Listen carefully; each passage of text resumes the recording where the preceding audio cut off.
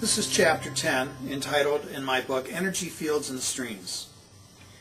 Let me start with a quote by Albert Einstein. We may therefore regard matter as being constituted by the regions of space in which the field is extremely intense. There is no place in this new kind of physics for both the field and matter, for the field is the only reality, by Albert Einstein. Interesting statement. Another one that I stated, we ourselves structurally and energetically are made up of pulse, wave, and form. We are consciously identified with the form side of our bodies, that is our structure. Also, we know a lot about the form side of our anatomy, but not so much about the wave energy side of our anatomy. This is the materialistic Western cultural bias we have carried over for the last 300 years.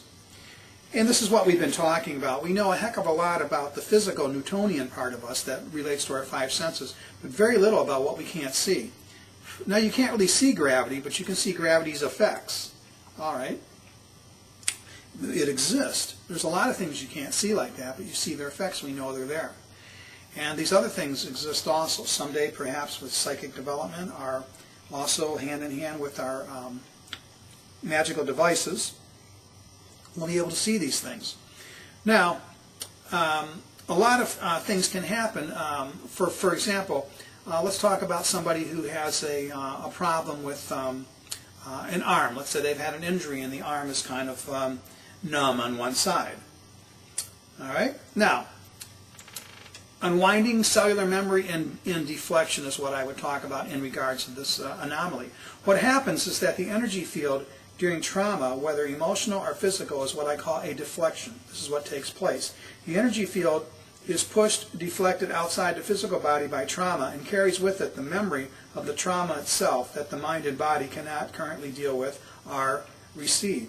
As the energy field contributes or continues to remain outside of the structural body, a numbness and ischemia, which is a lack of circulation, can develop on the site in which the deflection veers away.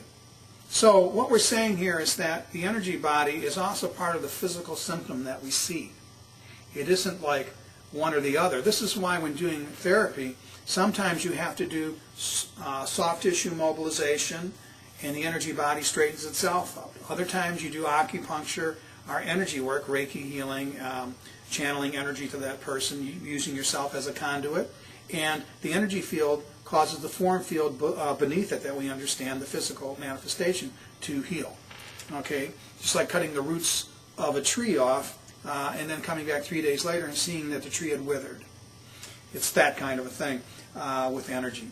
Now, a lot of times we can also sense this energy and this consciousness shifting, like I was saying before, when we apply this type of techniques. For example, in zero balancing, you could grab the person's legs. This is a lower half of the body curve pull, they call it, a half moon, because you're actually taking the legs and you're curling them like this, curling them up. So you're actually pulling the legs and putting a curl in them at the same time. So you're doing a curve pull, which of course causes energy, like we said before, whipping around that turn like on a roller coaster or down a river, wham, wham, it just starts getting really fast and it picks up speed, and that's where you can siphon off the energy, and the energy can be released, causing a more better form field created and a stronger, clearer force field in all dimensions.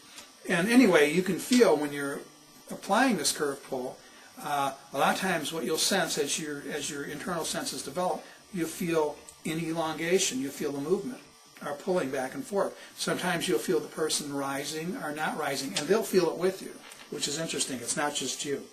And together you'll feel the person moving, and sometimes they're aware, sometimes they're not. And what's going on is that the energy body and the physical body are realigning themselves because you're applying a fulcrum, which is what? A vortex. Now you got it.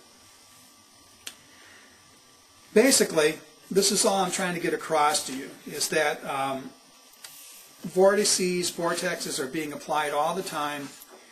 There are all kinds of phenomena that is happening within the human body when we do these things. Just keep doing it, keep growing.